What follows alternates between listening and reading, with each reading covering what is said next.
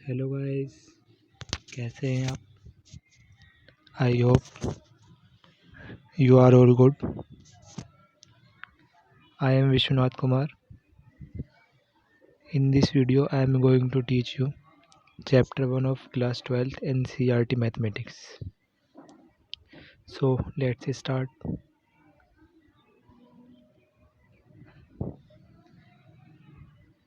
देखिए, आपका first chapter relation और एंड फंक्शन है, जिसमें आज हम रिलेशन के बारे में पढ़ने जा रहे हैं.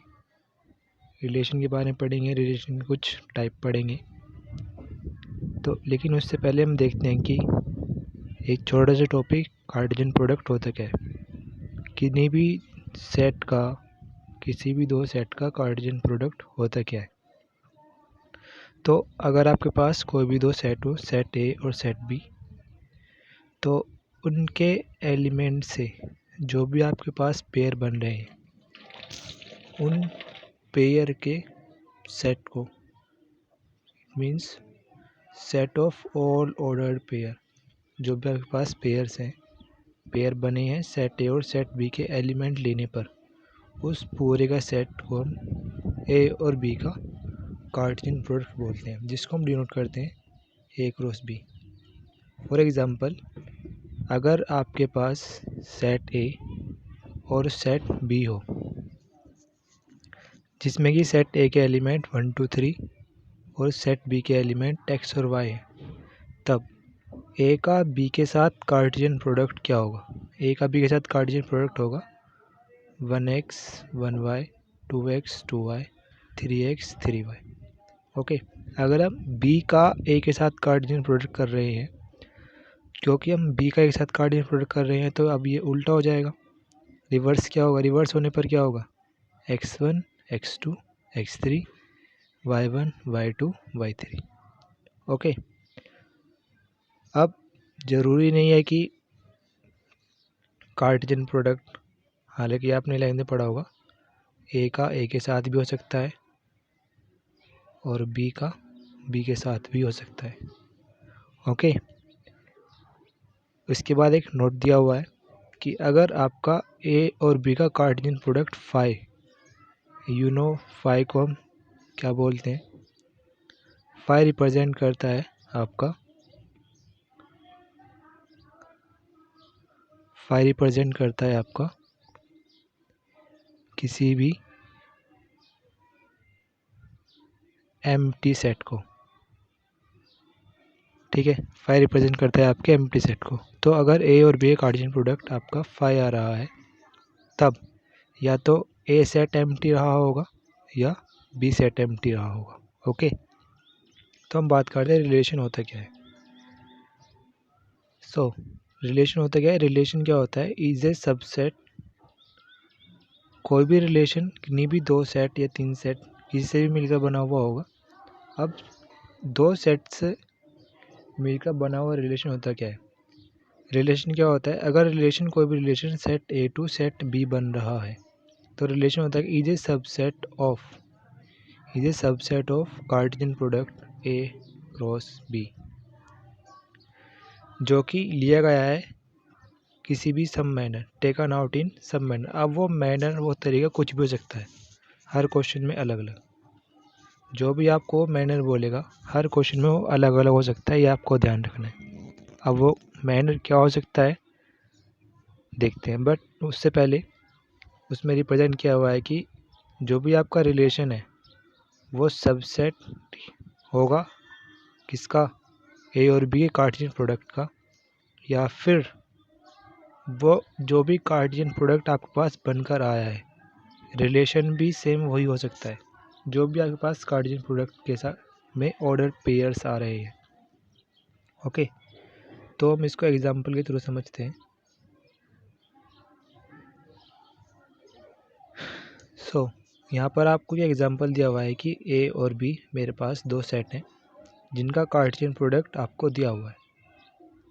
ये आपका कार्टेशियन प्रोडक्ट है. तो उसने फर्स्ट रिलेशन बोला हुआ है कि आर रिलेशन जो कि बहुत सारे ऑर्डर्ड पेयर से मिलकर बना होगा, और वो ऑर्डर्ड पेयर कैसे मिलेंगे आपको?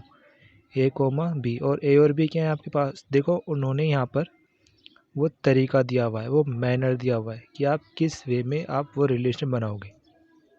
ओके, और वो मैनर, वो मेथड, वो तरीका क्या है, A and B both are even. और सेकंड पार्ट में क्या दिया हुआ है, A and B both are odd. अगर ए और बी दोनों के दोनों इवन हैं तो आपको उस कार्टेशियन प्रोडक्ट में से ऐसे पेयर्स चूज़ करने हैं जिसमें दोनों के दोनों एलिमेंट ही, ए और बी, स्मॉल ए और स्मॉल बी, दोनों के दोनों एलिमेंट ही दोनों के दोनों क्या हो, इवन। तो हमने देखा फर्स्ट पार्ट, तो रिलेशन आर मेरे पास क्या बना, 2 6 2 8 4 6 4 8। ओके, सेकंड पार्ट में उसने क्या बोला हुआ है, बोथ आर ओड। अगर दोनों ओड हैं तो हमारे पास रिलेशन क्या बनेगा, 1 5 1 7 3 5 और 3 7। ओके,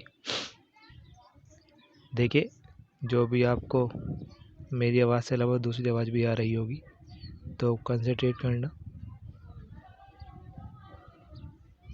क्योंकि आपको अकॉर्डिंग टू एनवायरनमेंट खुद को ढालना आना चाहिए। ओके, क्योंकि ज़रूरी नहीं है कि जहाँ पर भी आप एग्ज़ाम देने जाओगे 12th बोर्ड का, वहाँ पर आपको बिल्कुल शांत माहौल मिले, ऐसा कोई ज़रूरी नहीं है। तो कोशिश करें खुद को जैसा माहौल हो उसके अकॉर्डिंग ढालने के लिए। ओके, चलिए हम आगे बढ़ते हैं। इसमें सेकंड एग्जांपल दे रखा है कि आपको ऊपर वाले कार्टेशियन प्रोडक्ट से एक रिलेशन ऐसा बताना है कि जिसमें आपका ए ग्रेटर देन हो बी से, जिसमें आपका ए ग्रेटर देन हो बी से। अब ध्यान से देखना, अगर मैं देखूं ऊपर जितने भी मेरे पास कार्टेशियन प्रोडक्ट में जितने मेरे पास पेयर है, उसमें कोई भी पेयर ऐसा नहीं है कि जिसमें ए ग्रेटर देन हो बी के, कोई भी ऐसा पेयर ही नहीं है। तो मेरे पास रिलेशन में मुझे क्या मिला, मेरे पास कोई पेयर ही नहीं मिला। अगर मेरे पास कुछ पेयर ही नहीं मिला तो मेरे पास क्या रह जाएगा, नल सेट। मेरे पास क्या रह जाएगा, एक खाली सेट। और वो खाली, अगर वो सेट मेरे पास सेट एम्प्टी है तो उससे जो भी रिलेशन बनेगा उस रिलेशन को हम क्या बोलेंगे, वॉइड रिलेशन। वॉइड रिलेशन, उससे हम क्या बोलेंगे, वॉइड रिलेशन। इसके बारे में आगे डिस्कस करेंगे। ओके, तो अब हम यहाँ से आगे बढ़ते हैं। अब उसने दिया हुआ है कि अगर ए स्मॉल बी से रिलेट कर रहा है, small A related to B, उसको हम रिप्रेजेंट करते हैं ए आर बी से, उसको हम रिप्रेजेंट करते हैं ए कैपिटल आर बी। उसको हम रीड कैसे करते हैं, A is related to B by the relation R. Okay, उसके बाद एक नोट दिया हुआ है कि अगर ए और बी आपके पास हैं जिसमें आपके कोई फाइनाइट एलिमेंट है, अगर ए और बी आपके पास ऐसे सेट है जिसमें कि फाइनाइट एलिमेंट्स है, ठीक है, जिसमें कि फाइनाइट एलिमेंट्स है, तब उसका कार्टेशियन प्रोडक्ट बनाने के बाद, आपको अगर बताना है कि उसमें कार्टेशियन प्रोडक्ट में कितने ऑर्डर्ड पेयर बने, नंबर ऑफ ऑर्डर्ड पेयर कितने बने, तो जो भी आपके पास, जितने भी आपके पास ए में एलिमेंट होंगे और जितने भी आपके पास बी में एलिमेंट होंगे, लेट से इसमें अगर 4 है, इसमें भी 4 है, तो ए क्रॉस बी करने पर टोटल नंबर ऑफ एलिमेंट्स कितने हो जाएंगे, आप उन दोनों नंबर की मल्टीप्लाई करोगे और वो आपको बता देगा total number of ordered pair कितने होंगे। ओके, सेम वेज अगर हम देखें, अगर वो आपसे बात करें कि टोटल नंबर ऑफ रिलेशन कितने होंगे, अगर बात करें टोटल नंबर ऑफ रिलेशन किन्हीं भी दो सेट का यूज़ करके कि उसमें सेट में कितने एलिमेंट हैं, उन दोनों सेट का यूज़ करके आप टोटल नंबर ऑफ रिलेशन कितनी पॉसिबिलिटीज़ है उस रिलेशन बनाने के लिए, तो पॉसिबिलिटीज़ को रिप्रेजेंट करता है 2 की पावर mn। ठीक है, जब आप उसको सोल्व करोगे तो आपको बता देगा कि उन दोनों सेट का यूज़ करके आप कितने टाइप के रिलेशन बना सकते हो। ओके, तो आप मुझे कमेंट सेक्शन में बताएंगे जो भी हमारा लास्ट एग्जाम्पल था, जो भी हमने उसमें ए और बी सेट लिए थे, तो उसमें टोटल नंबर ऑफ रिलेशन आपके कितने बनेंगे और कितने ऑर्डर्ड पेयर बनेंगे। ओके, हम आगे बढ़ते हैं और नेक्स्ट टॉपिक है आपका डोमेन एंड रेंज। देखिए, अगर आप किसी भी दो सेट का यूज़ करके ए और बी, किसी भी दो सेट का यूज़ करके उसके कार्डिनल प्रोडक्ट बनाने के बाद जो भी आप रिलेशन बना रहे हो, अब आप किसी वे से वो रिलेशन बना रहे हो, तो रिलेशन में जितने भी ऑर्डर्ड पेयर होंगे, आई रिपीट, रिलेशन में जितने भी ऑर्डर्ड पेयर होंगे, उस ऑर्डर्ड पेयर के फर्स्ट एलिमेंट के सेट को, उन ऑर्डर्ड पेयर में से जितने भी फर्स्ट एलिमेंट है उस फर्स्ट एलिमेंट के सेट को हम डोमेन बोलेंगे। उस फर्स्ट एलिमेंट से बने सेट को हम डोमेन बोलेंगे। सेम वेज रिलेशन में जितने भी ऑर्डर्ड पेयर्स हैं उसके सेकंड एलिमेंट से बने सेट को हम उस रिलेशन का, आई रिपीट, उस रिलेशन का रेंज बोलेंगे। ठीक है, जो भी आपको रिलेशन दिया हुआ है, जितने भी आपके उसमें ऑर्डर्ड पेयर है, अगर हम उस ऑर्डर्ड पेयर के सेकंड एलिमेंट का एक सेट बनाए तो सेट से जो भी सेट मिलेगा उस सेट को भी हम क्या बोलेंगे, उस रिलेशन की रेंज। ओके,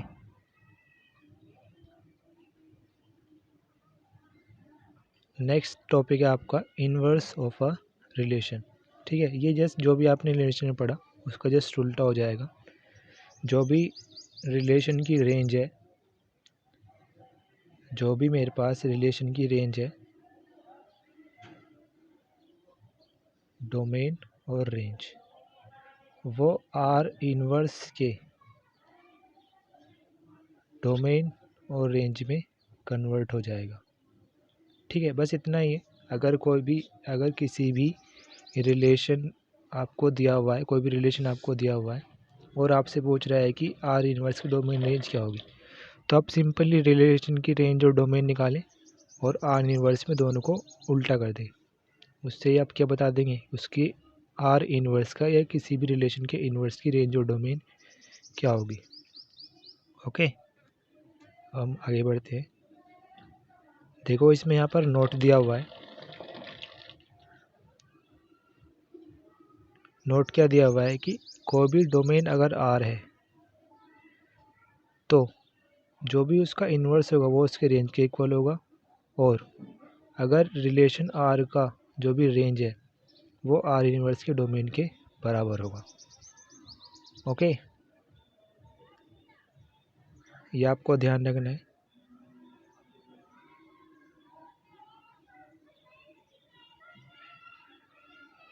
आगे आप क्या आता है टाइप्स ऑफ रिलेशन, जिसमें आपका फर्स्ट टाइप है वर्ड रिलेशन। वर्ड रिलेशन होता है क्या, अभी हमने थोड़ी देर पहले पढ़ा था कि एक ऐसा रिलेशन जो कि पूरे की पूरा आपको एक एम्प्टी सेट दे, उसको हम क्या बोलेंगे, वर्ड रिलेशन। सिंपली उसकी डेफिनेशन है, अगर ए का कोई भी एलिमेंट ए के किसी भी एलिमेंट से रिलेट ना करता हो, अगर ए का कोई भी एलिमेंट ए के किसी भी एलिमेंट से रिलेट ना करता हो, तो उस टाइप के रिलेशन को हम बोलेंगे वर्ड रिलेशन। ठीक है, फॉर एग्जांपल उसने दिया हुआ है कि एक रिलेशन आर है किसी भी सेट ए में, जो आपको ए सेट दिया हुआ है वो 1 2 3 4 5, और उससे रिलेशन बनाया हुआ है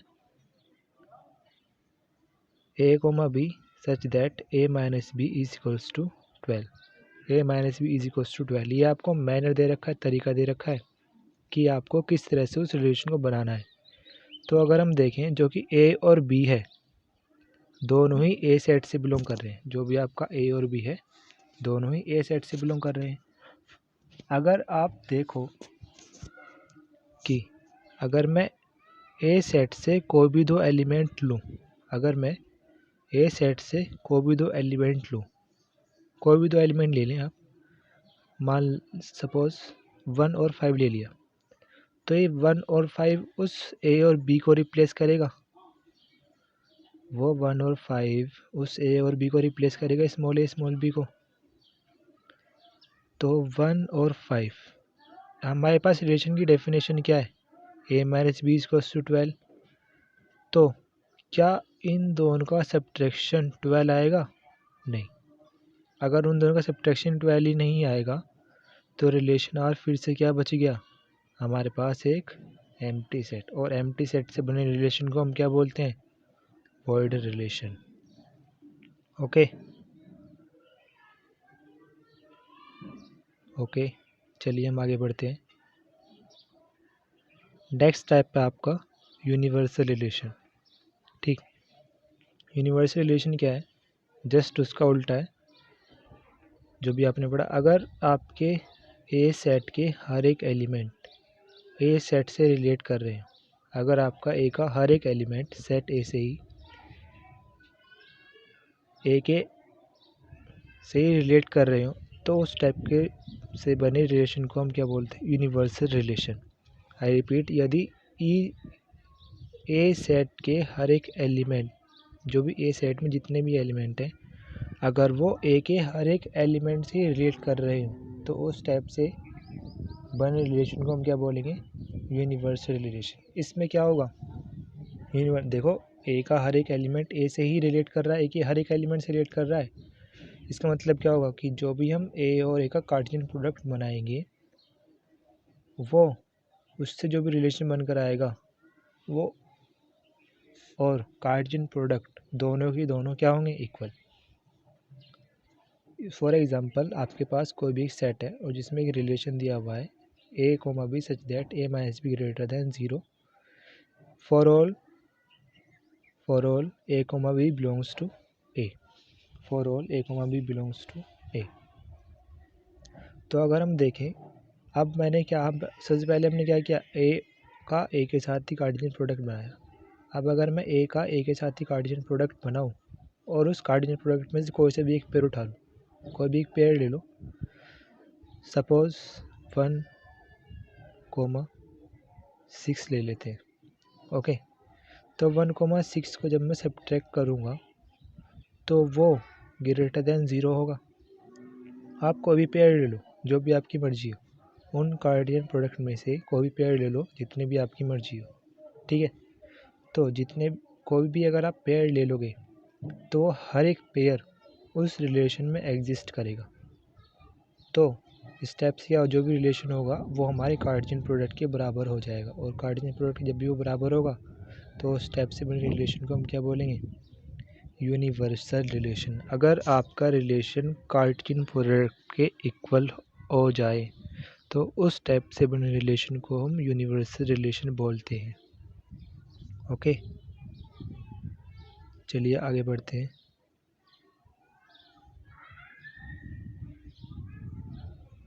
और अब आता है आपका आइडेंटिटी रिलेशन। आइडेंटिटी ध्यान रखना है, आइडेंटिटी का मतलब होता है कि जो अपने आप में ही यूनिक हो, आइडेंटिटी। और हम यहाँ पे क्या पढ़ने जा रहे हैं, रिलेशन।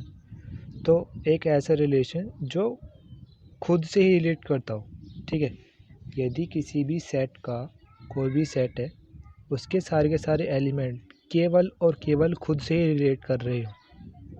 मैंने बोला आइडेंटिटी रिलेशन क्या होता है, यदि किसी भी सेट ए का हर एक एलिमेंट, हर एक मतलब ईच एलिमेंट, एवरी एलिमेंट खुद से ही रिलेट कर रहा हो, केवल खुद से ही, तो उससे बने रिलेशन को हम क्या बोलेंगे, आइडेंटिटी रिलेशन।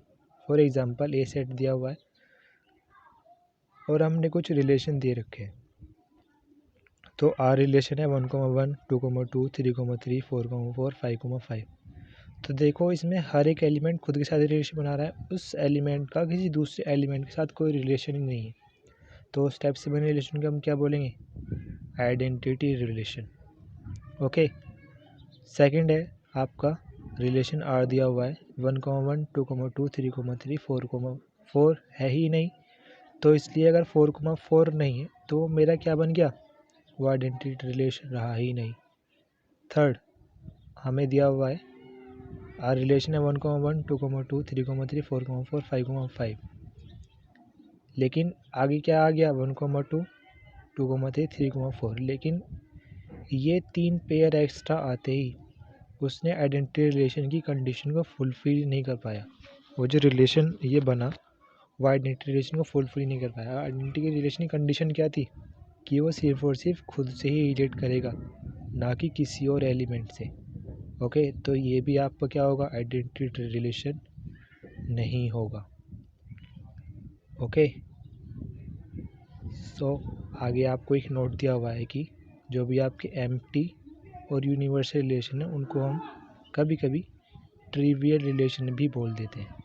ये ध्यान रखना है, एम्प्टी और यूनिवर्सल रिलेशन को हम कभी कभी ट्रिवियल रिलेशन भी बोल देते हैं। ओके। सो अभी के लिए इतना ही, बाकी हम आगे नेक्स्ट वीडियो में बताएंगे। ओके। अगर आपको कोई भी प्रॉब्लम हो, कुछ ही प्रॉब्लम हो, तो आप कमेंट सेक्शन में ज़रूर बताएं और आप मुझे व्हाट्सएप भी कर सकते हैं मेरे कॉन्टैक्ट पर 9027 367847। ओके। अगर आपको किसी भी टॉपिक से रिलेटेड, जो भी हमने आज पढ़ा है उससे रिलेटेड कोई भी प्रॉब्लम हो, तो आप इस नंबर पर आप मुझे व्हाट्सएप भी कर सकते हैं अपना नाम और एड्रेस लिखकर। ओके। So thank you.